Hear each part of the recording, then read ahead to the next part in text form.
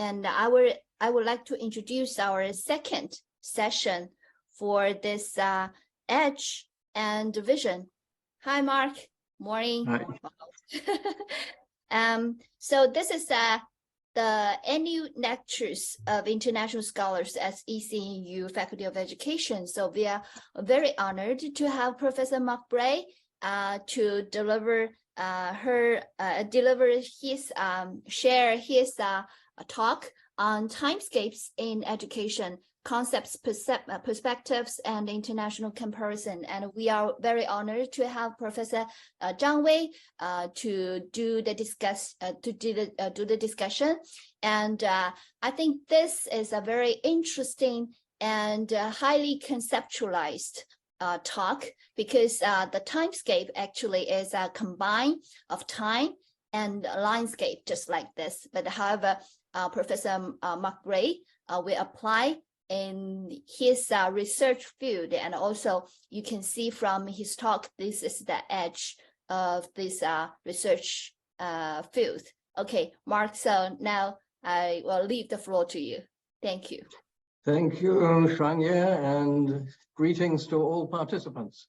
It's indeed my pleasure to be here, and I'm going to jump straight in to share my PowerPoint. So let me just do that now, and perhaps ZHANG, you can confirm that it is working when it is. Right, is that now working? Yes, it's sharing now. Yeah. Yes. Okay, it's working. Okay, good, Perfect. good. All right. What a pleasure to be able to present this topic. And ZHANG, thank you for being the discussant. I'm also looking forward to your comments as well, and to anything that colleagues put into the chat box. So in contrast to the other presentations, I am here talking about timescapes. Maybe that is a word that not everybody knows. I will introduce it. And I'm going to be talking particularly comparatively, as is my specialization, across countries, across cultures, and across times.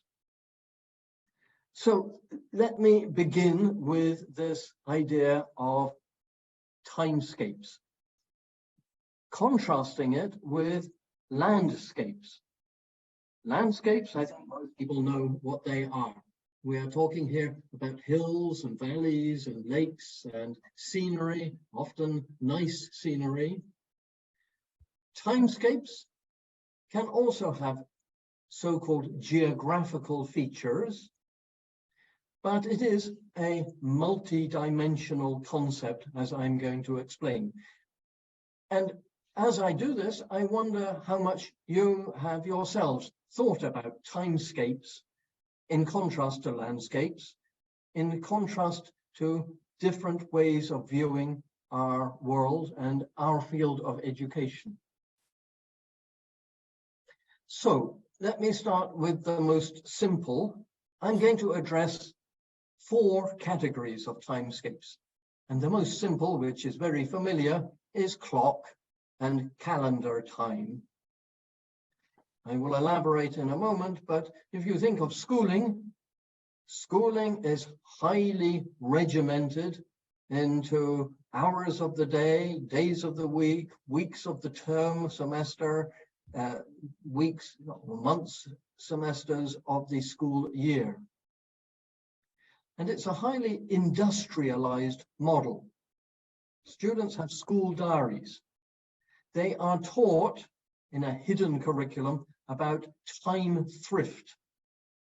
They are being encultured to think about time in an industrial model rather different from an agricultural model of seasons, of the sun goes up and the sun goes down and the seasons change and the cows need milking and the crops need tending and so on.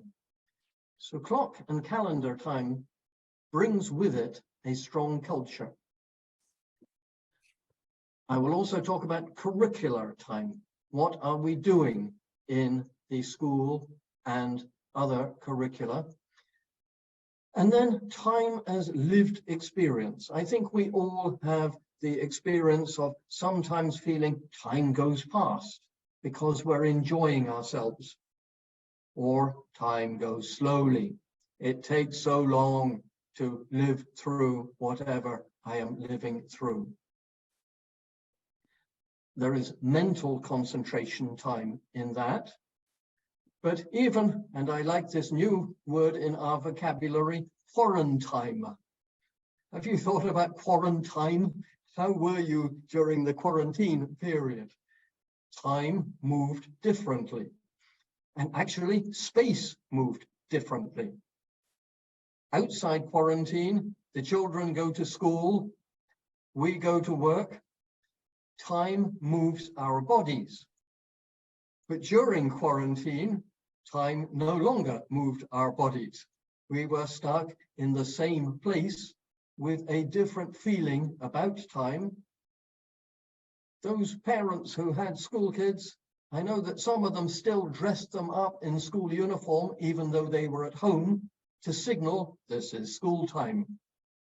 But not all parents did, and life got very blurred in time and space. And then the last category I will talk about is life cycle time. Now, I'm going to do this in the context of my particular research thrusts, which are the so-called shadow education system of private supplementary tutoring. A hot topic in China at this season, and a controversial topic with the double reduction policy still being worked out.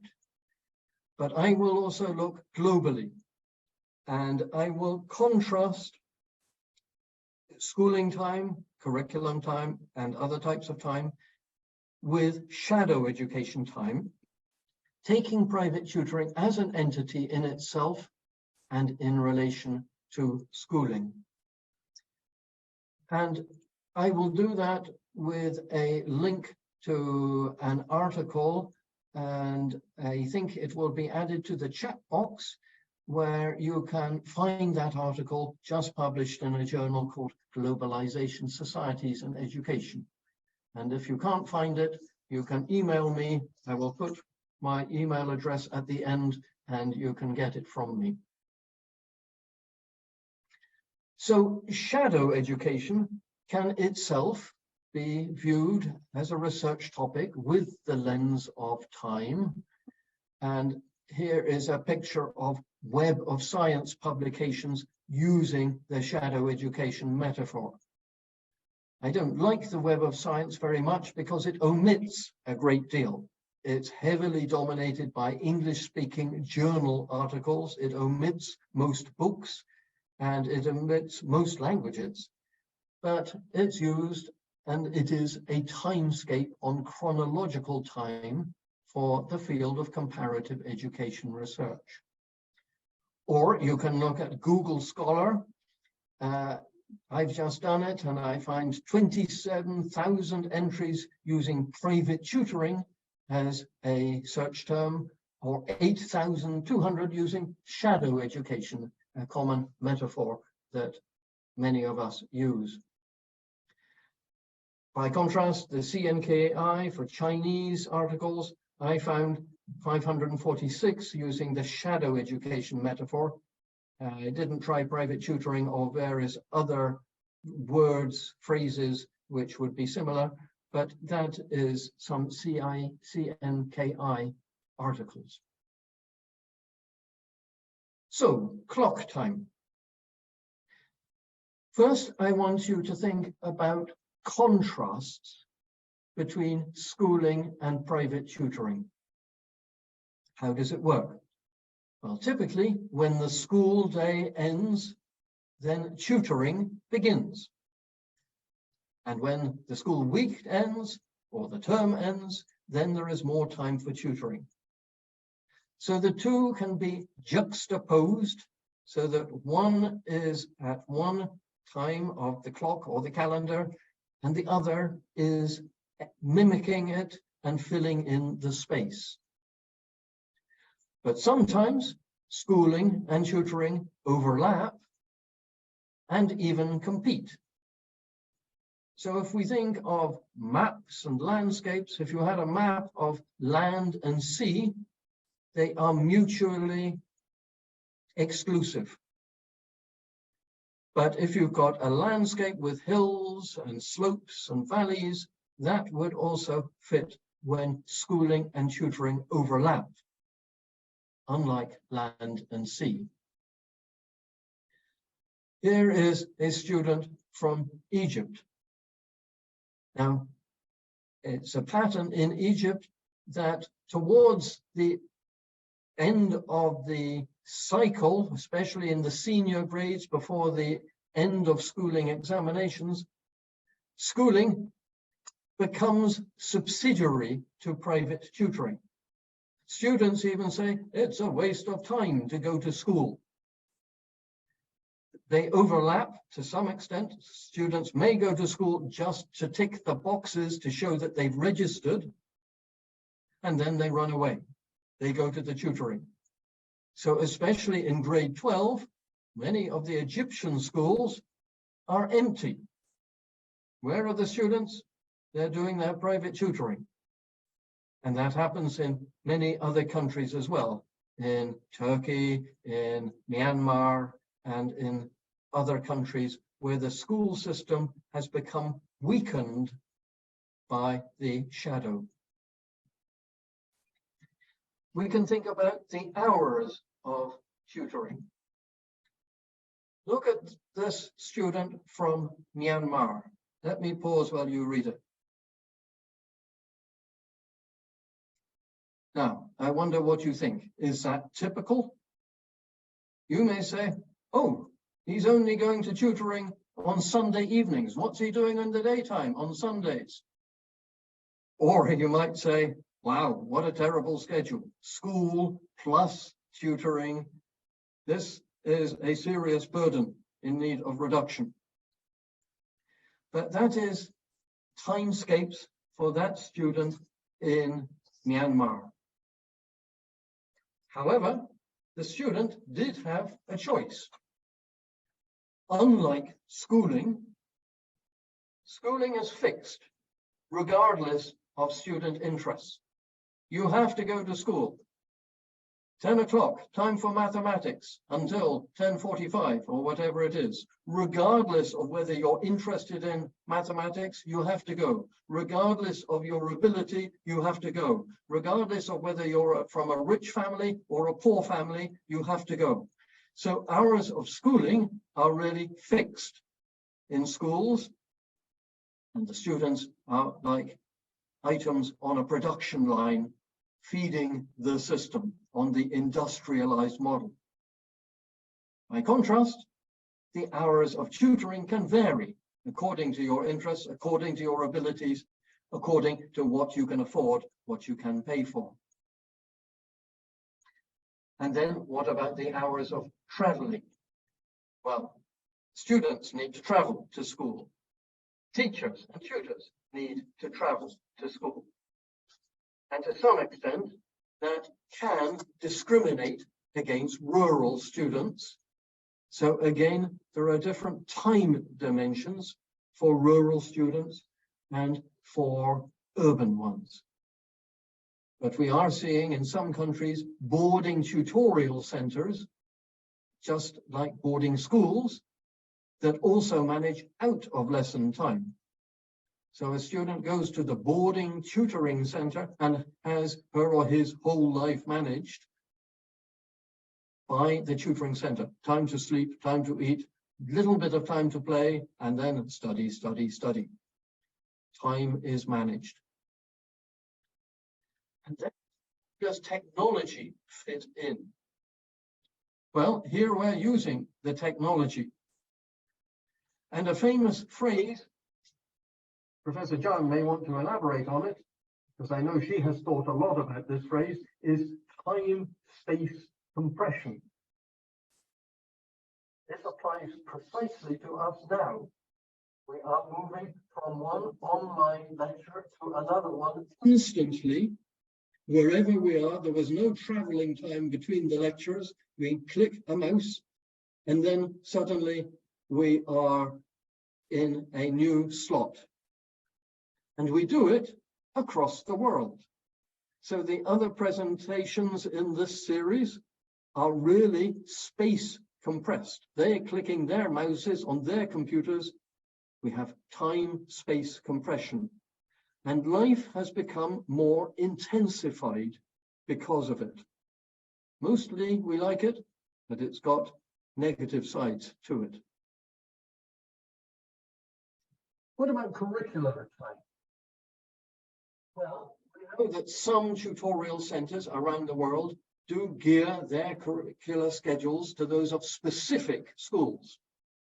The center has a premise close to the school, asks the students to bring their school calendars, the examinations that they'll be doing, the tests, and then the tutoring center specifically mimics and gears its schedule to the school schedule. Others serve multiple schools, but especially the ones aiming for the end of school examinations do orient themselves to the terminal examinations. So curricular time also is shaped by, in this case, the mirror of schooling and the shadow. What about curricular content? Well, much tutoring mimics the school. That's why it's called shadow education. It shadows the school curriculum. As the curriculum changes in the schools, so it changes in the shadow. If there's a new Gaokao requirement, then it will change in the schools and in the tutoring, or at least in the past it has done. But tutoring can also complement the school curriculum. So whatever you get in the school, the tutors will add to it. They will press the students a bit further. The lower achievers are more likely to have mimicking and the same sort of thing to help them to catch up. But the higher achievers will be stretched further, pushed to explore mathematics more interestingly, learning more about geography, about history, about biology, whatever it is. There can also be differences in the nature of it. So see that statement from a student in Cambodia. In Cambodia, much of the tutoring is actually done by the same teachers as in the government schools. But interestingly, the teachers themselves behave differently in the private lessons from in the school lessons. The teachers are more innovative. They look around, they make their lessons more interesting, and they get exercises from different sources. Whereas in the school official curriculum, they are constrained by the school textbooks. And that then comes to gaps in the school curriculum. There's a problem in Cambodia that some of the teachers deliberately cut the school curriculum, saying to the students, in effect, if you want to have the rest of it, come to my private class after lessons, and then you will get the rest. Well, that's again showing shadow and schooling are intertwined. And frankly, it's rather problematic when teachers are tutoring their own students and deliberately cutting the school content in order to put the curricular time into the shadow. And then, what about overall balances? I wonder what you feel about the fact of the overall balances of schools. Certainly, schooling is more likely to have whole child development and sports and patriotism. The tutors will say, set that stuff aside. We will just have the school curriculum for the exams. Don't worry about sports or music or the other extracurricular activities. That's not our business. patriotism, leave that to the school. So curricular time does have different emphases in the schooling and in the shadow. My third one, about mental concentration time. Think about the issues of intensity with which students learn and teachers teach. Now, how are schools, how is out-of-school tutoring different? Which one has more intensity? I wonder what you would feel, what you would guess from your own experiences of this. Is schooling more intensive for the students and for the teachers, or is tutoring? Here is a statement from one Australian tutoring company. Just look at that for a few seconds.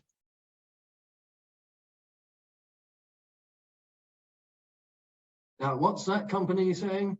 They are saying, look at us, we are more intensive. We give you better value. Those schools, they are wasting time.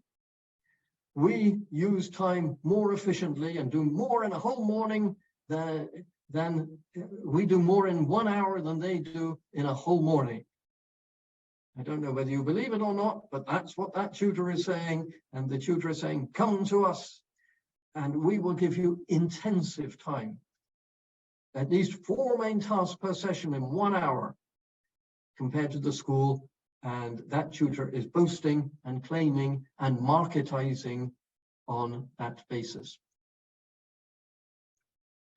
But sometimes tutoring undermines the intensity of schooling. So if schooling is slow and inefficient, sometimes it's because of the tutoring. Now, here's a picture. Does that look familiar to you? I wonder what's going on there. Some people might say, oh, that's a school lesson. Why are they so tired? Well, perhaps they were tutoring late at night, either privately or even school tutoring. I do know of some people whose children are still getting school tutoring. And I was hearing of one child here in China receiving school-provided tutoring still till 9:30 p.m. on a Friday. So even if it's not private tutoring, you can have public tutoring by the schools, and still you can have tiredness. Or you can have excitement in the tutoring, and then the problem is that sometimes the students are bored because they've already learned it. And that comes to the question about tutoring in advance. And I wonder what you feel about that. I know many school educators are very much opposed to it. They want to be the first people to provide the tutoring or to provide the subject content. But the tutors say this is ridiculous. We want children to learn. It doesn't matter from whom they learn. And if we are better at teaching them than you, still the students learn. We want success. We want national development. So why are you complaining? And in that sense, there is a tension between the schooling and the shadow. Who's winning a fight, a battle on the use of time? Then we have life cycle time. This is my last and my fourth. I've been rushing through this, but I know that Professor ZHANG has got good comments, and then I hope we can have time for discussion. Life cycle time. So schools, as I've written there, expect that students of particular age will have age-appropriate ways. So you hear of grade 3. Well, grade 3 is embedded with expectations of being 8 years old. If you're in grade 3, you're expected to behave like an 8-year-old. well, wait a minute, what is the expectation of an 8-year-old? That is also a time-bound concept. 8-year-olds can behave in different ways. Some 8-year-olds behave like 9 or 10-year-olds. Some behave like 7 or 6-year-olds. But even that is a time-bound statement.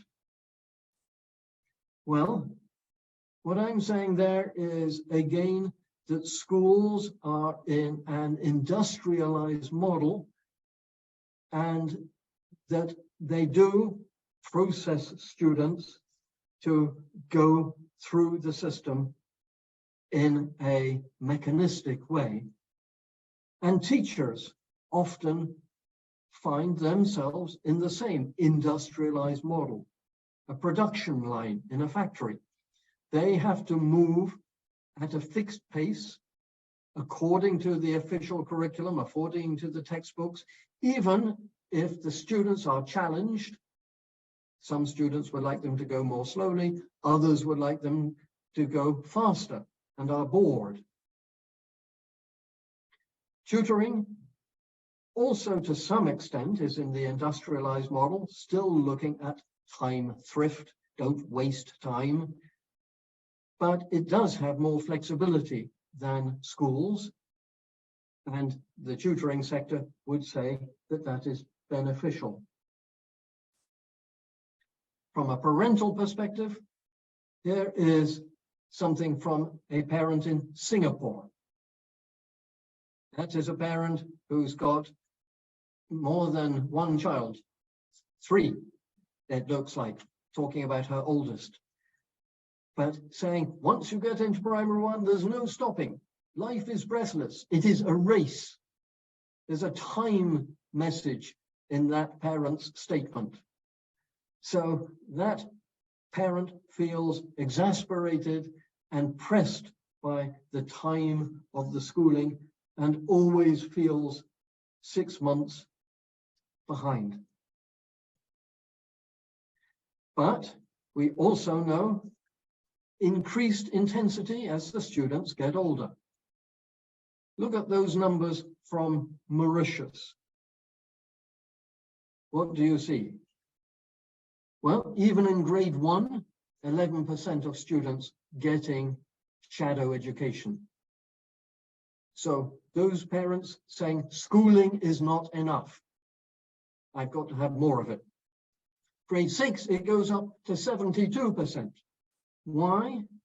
Because at the end of primary school, there's a very fierce examination which determines which secondary school you get into. So grade 6 is a watershed.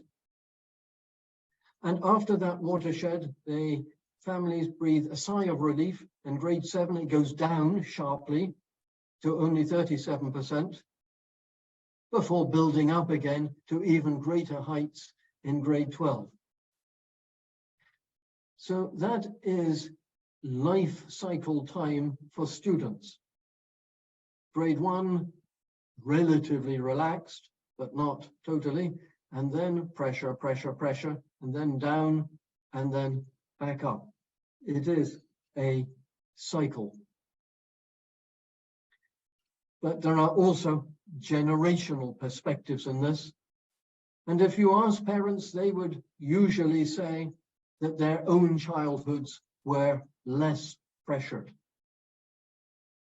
I encourage the listeners to this lecture later, go home and ask your parents, what was life like for you when you were at school? And ask your parents what they think about their parents, your grandparents, etc. What we do know is that across the world, private tutoring has become more and more intensive. Schooling has become more and more intensive. China, we have had an abrupt shift with the double reduction policy last year, 2021. That itself is showing us something very instructive about the nature of schooling, the nature of policy making, and the types of shifts that can occur, and the roles of governments and schools in our society. So back internationally, I know of one commentator in England who said, life is an educational arms race. An arms race is usually military, where different governments of different countries are all racing to have enough weapons, guns and tanks and aircraft to protect themselves. But it's an educational arms race. And again, we've got the word race, time, in that metaphor. So then I would just say something about the life cycles of the providers. Well, the ages and identities of tutors. It's interesting to see how old are the tutors.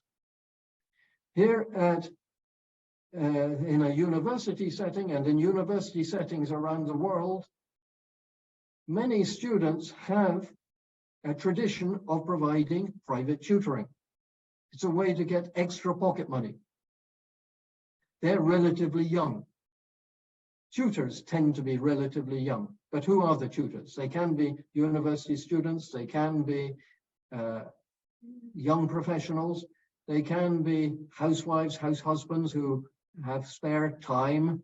There's that word time again. They've got spare time and decide to use it in that way. They can be retirees.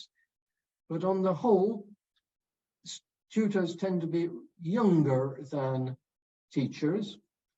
And Professor ZHANG has done work in Denmark that she may want to tell us about, where the largest tutoring company actually employs even school students. It employs university students, but even senior secondary students to tutor middle secondary and lower secondary and primary students, and uses the word mentors rather than tutors, saying the fact that they are younger gives them a credibility and helps them in their work.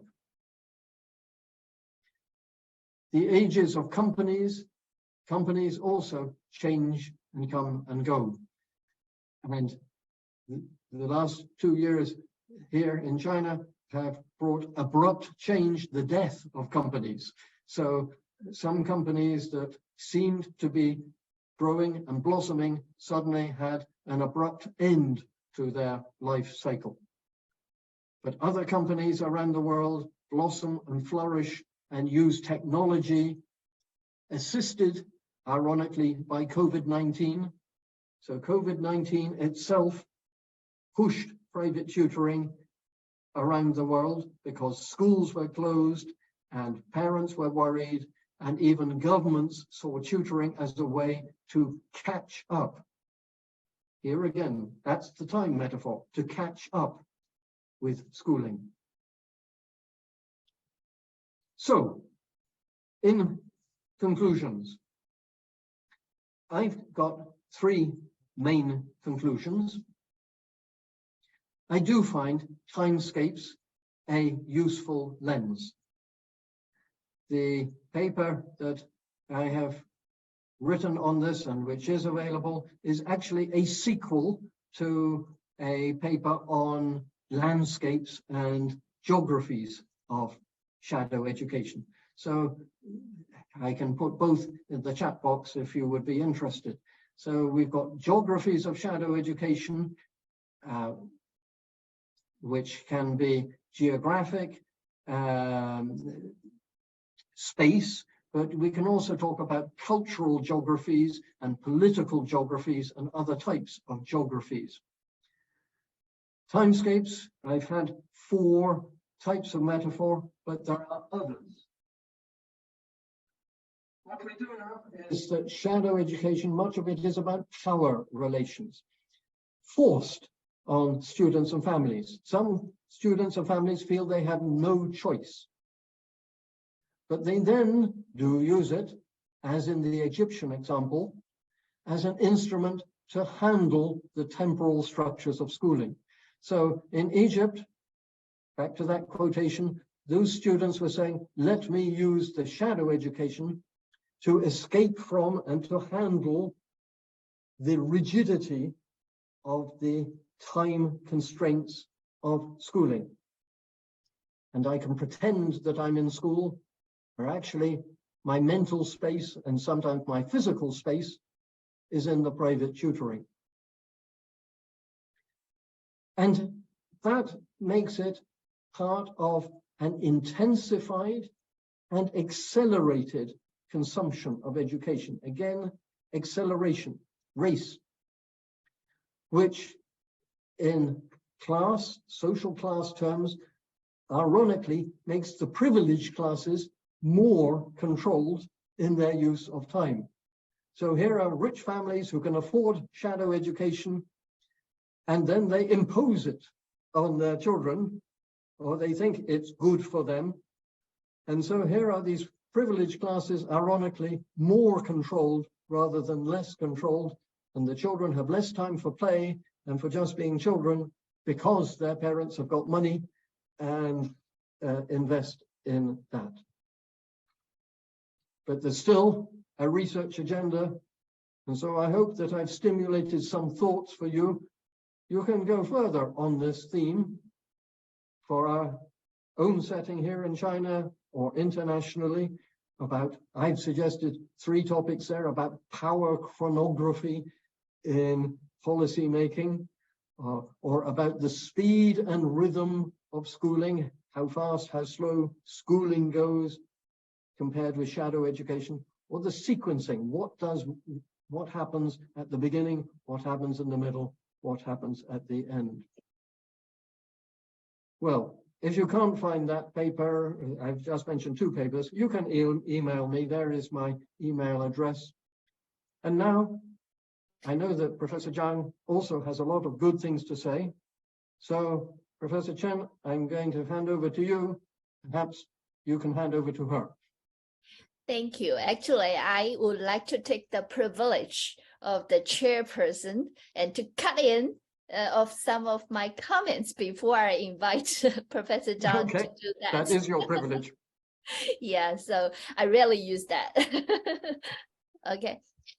First of all, I really like Professor Mark Gray's this recent article, and this is really kind of a conceptual contribution to enlighten, not just as a kind of useful tool. I think this is kind of enlighten this temporal ontology or foundation of schooling as well as education. So what we will see usually as schooling, usually from organization perspective, from person, from money, but really we will see as kind of, it's a temporal ontology.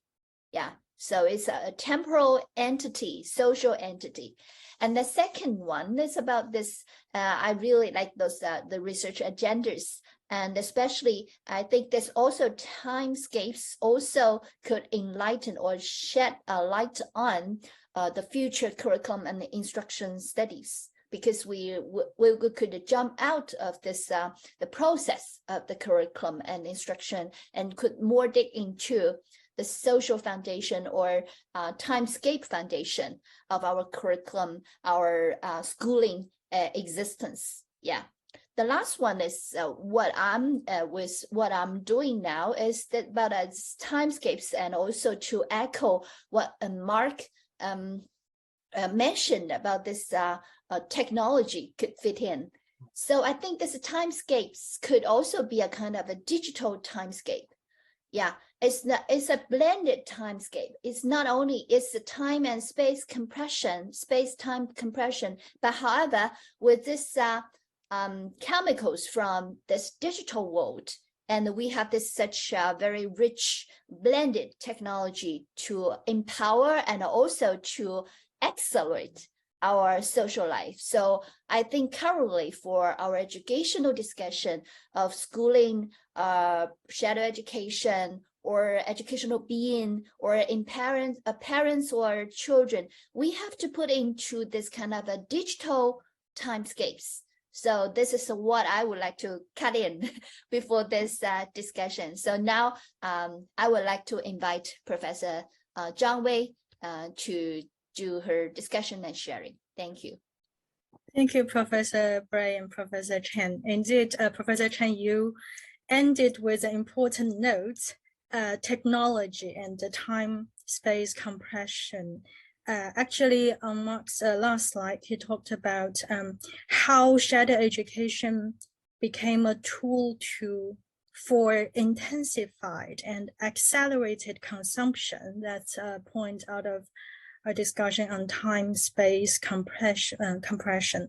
When learning is just happening at your finger point all the time, the arrangement of our children's daily schedule just gets more and more burdened in a way, but also it opens a lot of new channels and avenue for parents and students, even teachers, to look for a space of liberty, honestly, from the restrictions in schooling.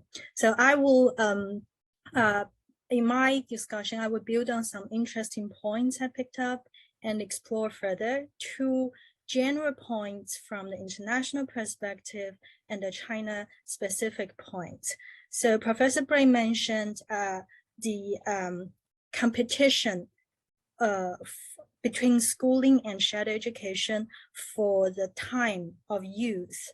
Actually, if we look a bit further, even if the time of the two systems doesn't overlap or clash, I feel time in shadow education still creates a space for competition for power over educating the youth. Let me elaborate. Globally, we see a trend of parents trying to use shadow education to reassert their rights to educating their children in their own way, especially when they feel they want something that is different or absent from the school provision. And shadow education providers try to use the time they could grab from the children to assert their own identity, to strengthen their own legitimacy. Thus, I think shadow education has become a space where parents, tutoring providers, and school providers compete for the children. So you talked about school schedules, tutoring schedules by the tutoring providers. When we look at a child's daily schedule, underlying the time distribution actually is the power dynamics between schooling, shadow education, and family space. So recently I got a lot of parents asking me to talk with the students rather than asking me, so when you would be available, they would open the daily schedule of their children to say, oh, my child is really busy, let me see when my child would be available. And in India, if we think about how shadow education can really construct the children's experience, linked to your very interesting conceptualization of time as lived experience. Professor Bray, perhaps you can share more about the Kota city in India. It's like a university town. It's a tutoring town. It created a whole urban space to shape children's learning as well as their everyday life.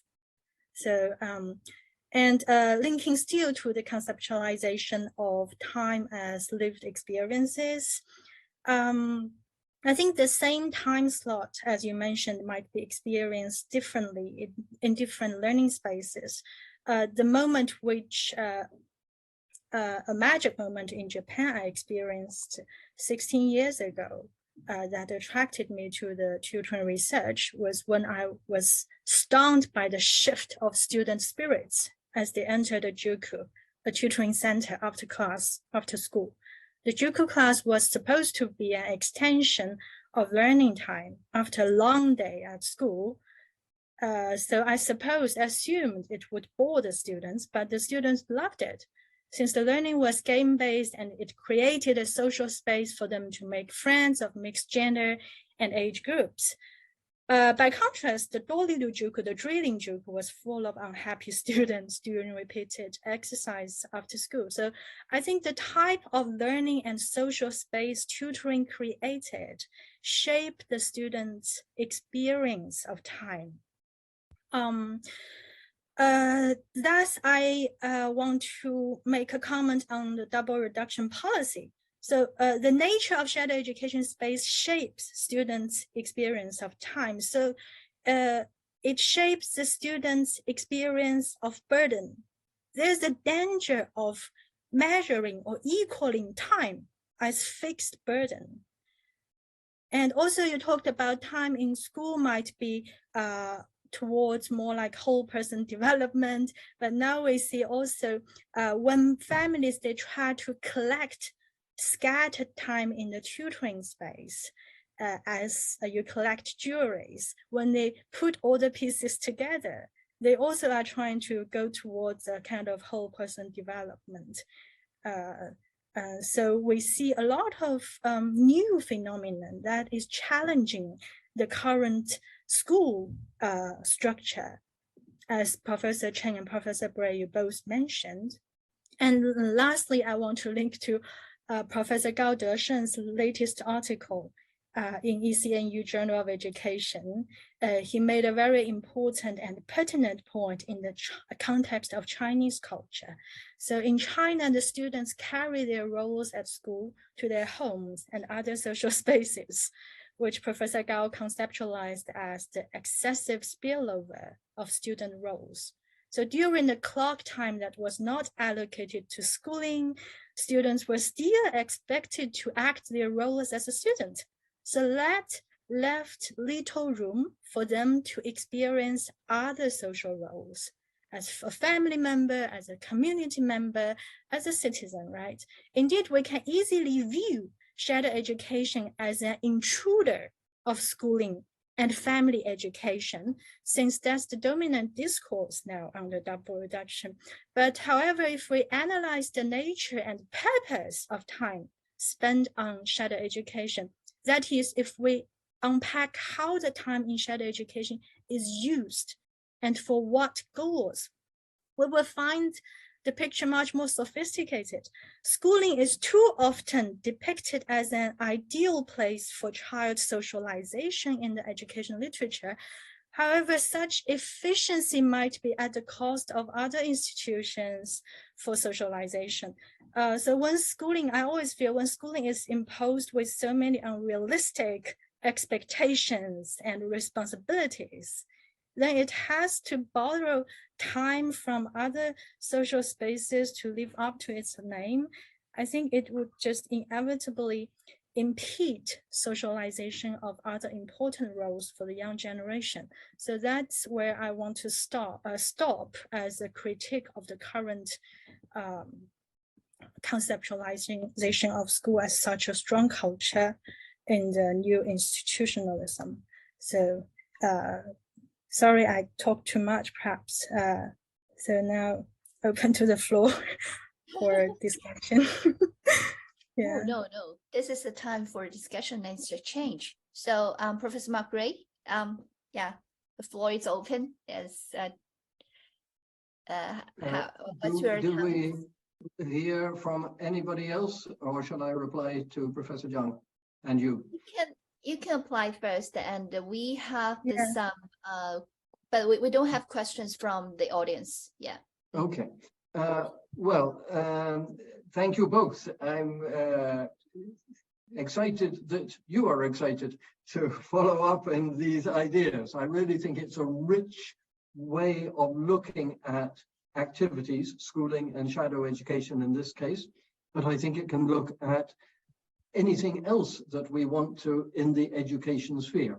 And so I would say to our participants, whatever your specialization, curriculum or administration or psychology, how can a time lens shape what you are looking at? Professor ZHANG, you talked about quota in India, and you threw the ball back to me. Let me tell participants about Kota. Kota is a city in Rajasthan in India, which had a big industrial sector, and then industrial change led to many of the companies going bankrupt, and the city was in decline. One of the industrialists said, okay, I'm no longer running my factory. Let me start by thinking what else I can do. And that person started by giving some tutoring and had surprising success in getting students into the IITs, the Indian Institutes of Technology, which are very prestigious. And that person's reputation grew, and there was a sort of snowball whereby other people who were unemployed copied him, and Kota as a city transformed from its previous industrial entity and characteristics into a tutoring city where lots of people from around the country even migrated. And so then there was a great spin-off needing accommodation and food and transport and all of the other things. And it became a sort of campus city. Now, it's similar to other university towns. If any of you know Cambridge University, Cambridge is basically only a university plus the accommodation, the food, the transport, etc., that goes with it. It's a university town. Kota has become a university town. But it's also vulnerable. And so in the same seminar that you've just mentioned, I was very interested to hear from the Indians, what about the impact of COVID on this vulnerable city? People can't go there anymore. Well, they seem to be finding a way to survive. They're entrepreneurs, they jumped into technology, and India is moving beyond the crisis of lockdowns, and Kota seems to be surviving. But there I would also come back to our own experiences of lockdown and COVID. And I'm wondering how many parents are listening to this lecture and this webinar, and what was your experience of schooling during lockdown? Many parents found that schooling became more transparent. Previously, a child goes to school and the parents have got relatively little idea what happens in the school. Then the teachers have to teach online, and online comes straight to the home. So suddenly the parents are learning what schooling is about much more than in the old days, where they sent the child off on a school bus or left the child at the school gate and welcomed the child back after school. Schooling became more transparent, and so did tutoring, because tutoring was online. And so both of these were beamed into the schools, into the homes, and suddenly parents knew a lot more about schooling and about tutoring, for better or worse. So that is to say, there has been a shift, and it's not going to be reversed so easily. So we should think about the implications of that shift. It also made life pretty stressed for the parents. Parents who normally with themselves have gone to work and had a peaceful time in the office or a stressful time in the office and come to home for then a break, found that they had to manage the stresses of online work and tutoring work. So very insightful comments, and there is a big agenda ahead. Let me throw the ball back to Professor Chen. Yeah, actually, we have 2 questions from the audience, so I will briefly tell the question and then to see how both of you could answer it. The first one is, but if we could investigate double reduction policy as a competitive relationship among different parties, such as families, states, and commercial entities that hope to shape and even define the character of the students under various assumptions of student as an identity. So whether this double reduction policy is competitive do this kind of competitive relationship. The second one is since the tutoring has some positive effect, but under the double reduction policy, how could parents would balance the time for this leisure time and tutoring time for the kids, and how teachers could better utilize the kids' time in school? Yeah, such two questions. Right. I will give a brief response. Professor ZHANG will give a brief response, and then probably we have to wrap up. But the first question, as I understand it, about competitive relations, if the question was, should this be an agenda for research? The answer is yes. It has been an already. agenda. Follow it up. A very exciting topic to see how it shapes and defines character and so on. Secondly, whether and tutoring and its positive effects or not so positive effects, that also needs to be thought about. And what I like about the question is, again, it has a time dimension, and it's saying there are limited hours in the day, which again is the industrial model that we have been taught in a way that I don't think that our agricultural ancestors would have viewed time as quite such a precise commodity as we are encouraged to think of it today. We have become industrialized, and schools and tutoring have been complicit in shaping our identities and industrializing us. You know, electricity is to blame. Also. Okay. Yeah, Professor ZHANG. Indeed. Yeah, for Zifan's question, I think indeed that's what we have been doing in our research even before the double reduction policy. And the relationships are very complicated. That's why we call it power dynamics. And double reduction policy is giving us a very precious opportunity to further such research. So I really would encourage you to do it. And when on the notion of students as an identity, you can start with Professor Gao's article, which is already shared in the comment box. On double reduction and how to effectively use time, I agree with Professor Bray. And this, I want also to link back to the discussion in the first lecture between Professor Zhao and Professor Ke. They brought out a very important point about culture and persistence. Professor Zhao said persistence requires not just hard work, but also interest, genuine love in something you learn and you do. So I think what we need now is not to think about how we take better advantage of our children's time, but to think of how we can intrinsically motivate our children. So I think that is really important. Yeah, I'm not sure if I answered the question, because I think we are all looking for the answer to that question. How can we do it in such a competitive society? Yeah.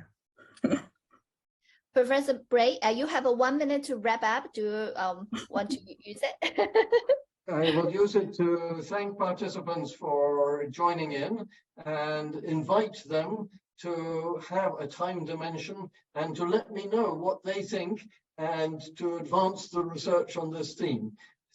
To repeat, geographies, I also find a stimulating lens to look at the world. And so then time plus geographies and time, space and landscapes helps us, I think, to gain insights into what's going on and to then elevate our understandings. Thank you, Professor Bray. And I think that Professor Aura Cool also have comments and also a question. I think that's also suggesting a research agenda for our research and also our attention. So I will use Professor Aura Cool's question and comments as this ending comments for this session. That is, thanks for the stimulating dialogue of the three professors, very inspiring. I wonder how our future research can build in the time and experiences of the students from schooling to entrance to university time.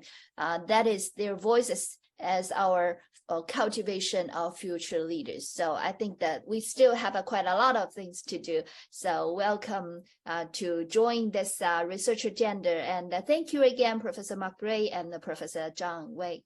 Yeah, thank you. Thank you. Okay.